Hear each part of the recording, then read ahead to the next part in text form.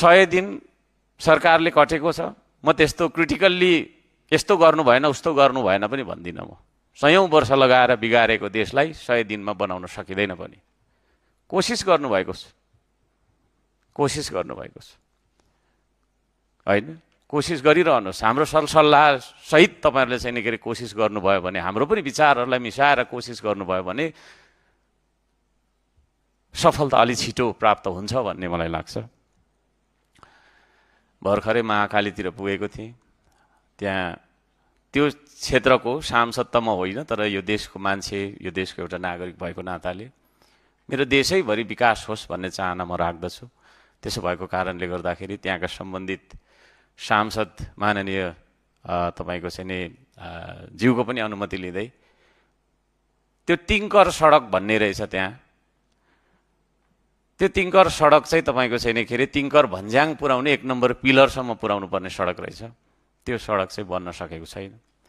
प्रत्येक वर्ष 1 करोड 4 करोड यस्तो खालको मात्रै चाहिँ पैसा चाहिँ विनियोजित हुने रहेछ। हामी भन्छौँ राष्ट्रिय योजना, राष्ट्रिय गौरवका योजनाहरू भन्छौँ। थुप्रै हाम्रो योजनाहरू छन्, गरि पनि राखेका छौँ, कोसिस गरिरहेका छौँ, सबैले गर्न खोजेकै हो। तर हाम्रो राष्ट्रिय गौरवको योजना चाहिँ सीमावर्ती क्षेत्रमा हुनुपर्छ भन्ने म चाहिँ भन्न चाहन्छु।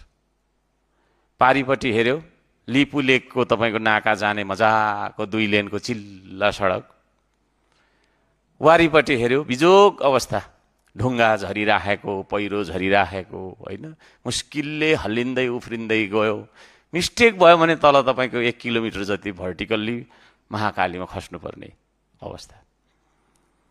पारिपट्टिबाट भारतबाट घुमेर जाँदाखेरि 2 घण्टामा खलङ्गा पुग्ने रहेछ। वारीपट्टिबाट जाँदाखेरि 1 दिन लाग्ने रहेछ। फेरि गाडी चल्दैन, रिजर्भ ल्याउनु पर्ने। पारिपट्टिबाट आइसी 200 रुपियाँ तिरेर खलङ्गा पुग्न सकिँदो रहेछ। वारीपट्टि जमेको गाडी रिजर्भ गर्दा 25,000 देखि 30,000 रुपियाँ तिर्नुपर्ने रहेछ।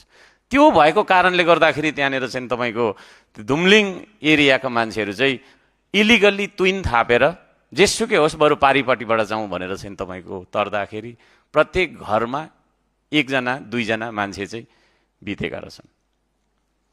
त्यसतर्फ सरकारले गम्भीर ध्यान आकर्षण गर्नुपर्छ र त्यो टिङ्कर सडक जति सक्दो चाँडो बनोस् होइन। हाम्रो देशमा पनि बाटो होस्। हाम्रो देशप्रति चाहिँ हाम्रो तपाईँको नेपाल पट्टि चाहिँ बाटो नबन्दाखेरि यो एउटा लाजमर्दो कुरो पनि छ। हाम्रो दुःखको कुरो त कति छँदैछ। त्यसो भएको कारणले गर्दाखेरि त्यो सडक भनेको हाम्रो सीमा रक्षा पनि हो। अहिले सीमानाको कुरा थुप्रै आइराखेका छन्।